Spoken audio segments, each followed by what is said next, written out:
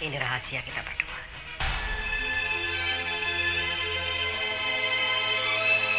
Sebut saja namanya Septi, sudah 5 tahun menikah dirinya tak kunjung mendapat momongan. Malam itu Septi disudutkan oleh mertuanya, dicaci dan direndahkan lalu disebut tak subur. Hal itu membuat Septi jadi tertekan dan tersinggung atas ucapan mertuanya itu.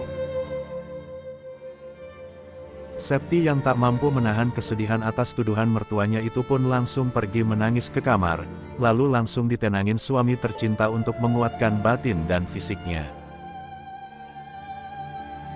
Septi yang merasa kecewa pun, menyarankan pada suaminya untuk menikah lagi. Dirinya sudah gagal menjadi istri yang sempurna. "Aku ikhlas mas," ujar Septi pada suami tercinta. Namun Rahman yang baik hati tetap bersikeras meyakinkan Septi dan tak mau poligami. Keesokan harinya, Rahman dan Septi konsultasi dan cek kesuburan ke dokter. Namun hasilnya mencengangkan, ternyata Rahmanlah yang tak subur bukan Septi. Sejak saat itu Rahman merasa sangat sedih namun Septi tetap mendinginkan hati suami yang bersedih.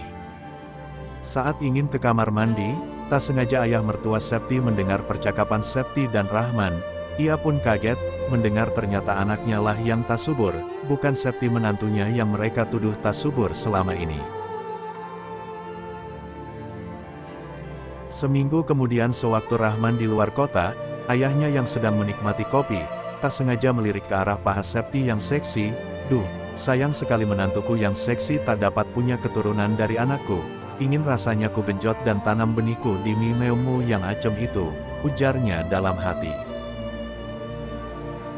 Malam itu, mertua Septi yang mau ke kamar mandi tak sengaja melihat dan intip Septi yang lagi telponan dengan baju seksi, yang bikin mertuanya jadi nggak tahan, pengen icip dan genjot memel Septi yang acem itu. Keesokan harinya, ibu mertua Septi pamit keluar kota, mau jenguk keluarga yang sakit, dan pastinya bakal nginap. "Wah, kesempatan emas buat lancarin niat genjot menantuku yang seksi," ujar ayah mertua Septi, sambil tersenyum bahagia.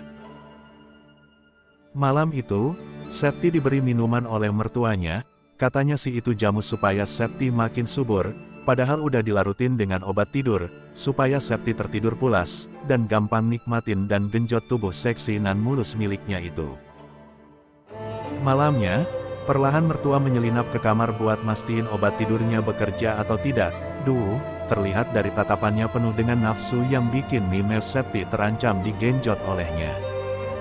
Melihat Septi yang tidur lelap, akhirnya mertuanya pun langsung nyosor hingga membuat Septi terbangun. Namun apa daya, tenaga Septi yang tak seberapa dan orang di rumah juga tak ada. Septi pun hanya bisa menangis dan pasrah, mimaunya digenjot dan dinikmati mertua hingga bikin dirinya lemas tak berdaya. Setelah puas genjot Septi hingga mimaunya mimisan sampai pagi, Septi diperingatkan untuk tetap menjaga rahasia ini. Kalau tidak video dirinya tanpa busana dan lemas karena digenjot akan ia sebar. Septi pun hanya bisa menangis terisak-isak menyesali atas apa yang menimpa dirinya. Sejak saat itu Septi jadi menyimpan dendam dan selalu murung, membuat suami yang baru pulang kerja jadi bingung. Sebulan berlalu, sewaktu Septi dan Rahman sedang di luar kota, tiba-tiba mendapat kabar bahwa ayah mertuanya meninggal dunia. Terlihat Septi sangat senang mendengar kabar itu. Baru saja sampai di rumah, tiba-tiba datang polisi untuk menangkap Septi atas meninggal ayahnya. Ternyata benar saja, Septi mengakui bahwa dirinya lah yang meracuni mertuanya itu, karena dendam atas apa yang diperbuatnya pada Septi. Akhirnya Septi pun dengan senang hati dipenjara, karena dendamnya sudah terbalaskan.